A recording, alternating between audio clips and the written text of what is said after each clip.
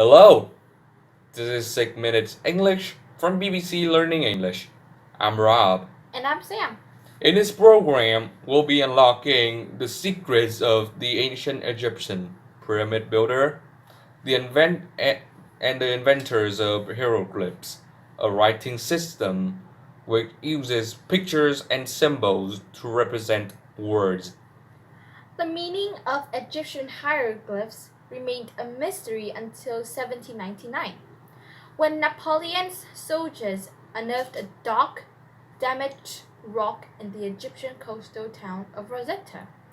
On the broken granite stone, three scripts were faintly carved: Greek at the bottom, Demotic in the middle, and hieroglyphs at the top.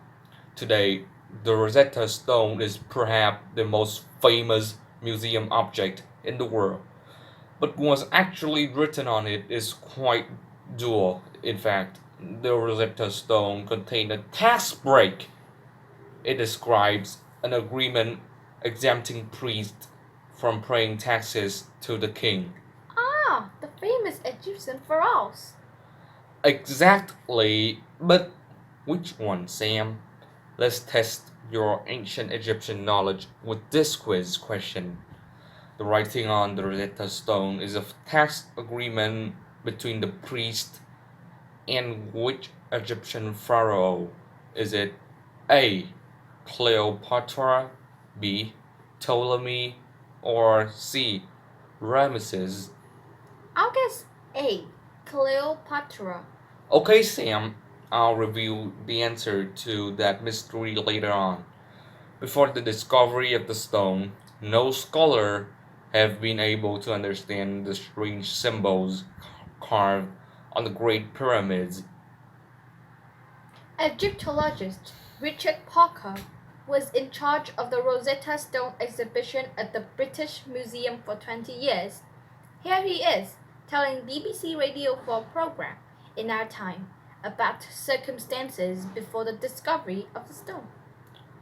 People were exploring all sorts of means to trying to decipher, including trying to link the script with Chinese to see if it offered a parallel.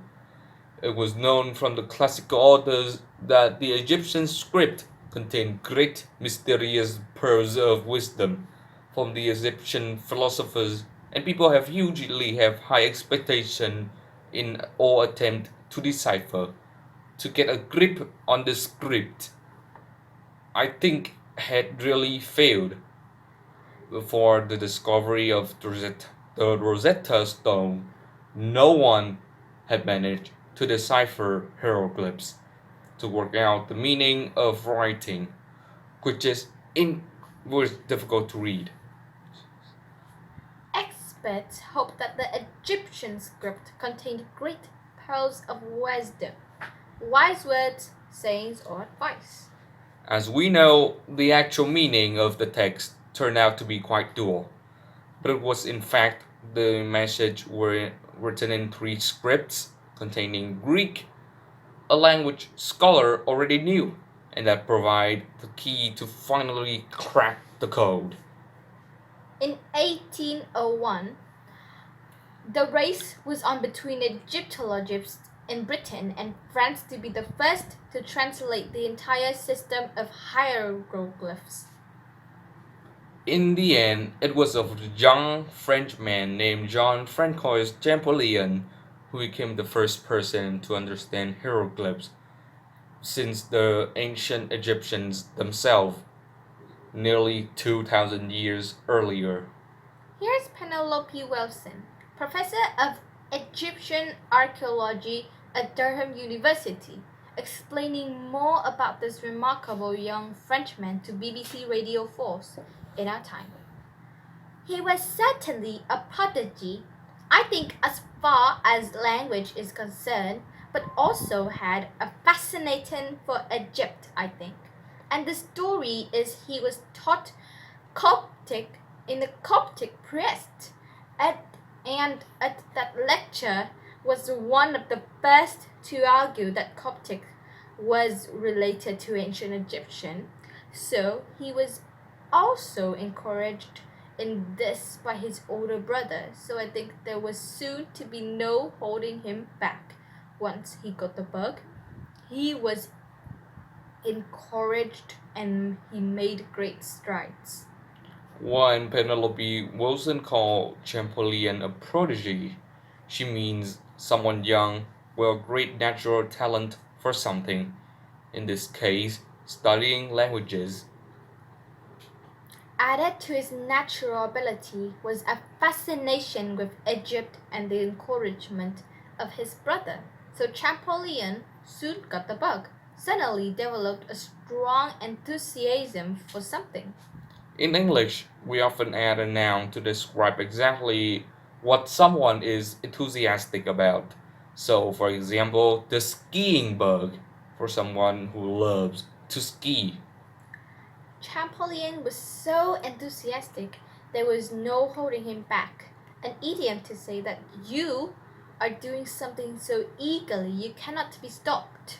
The story goes on that he worked so hard deciphering hieroglyphs. When it finally finished, he ran to the streets of Paris shouting, "I've done it!" before collapsing unconscious. Rob, earlier you asked me which pharaoh ordered the stone to be written. Um, yes, and what did you say? I thought it was Cleopatra. Was I right? Well, Cleopatra was from the same dynasty, but a little earlier than that, a little later than that is the correct answer, which is Ptolemy, the pharaoh who ruled from around 300 BCE. Okay, let's recap the vocabulary we've learned, starting with hieroglyphs. Symbols used represents words in ancient Egypt. The challenge was to decipher them, to uncover the meaning of writing, which is incredibly difficult to read or understand. Maybe they contained pearls of wisdom, wise words, sayings, or advice. The hieroglyphs code was finally cracked by Jean-Francois Champollion, a prodigy, or young person with great natural talent. When Champollion got the bug, or suddenly became very enthusiastic about understanding hieroglyphs, there was no holding him back. Nothing could stop him from succeeding.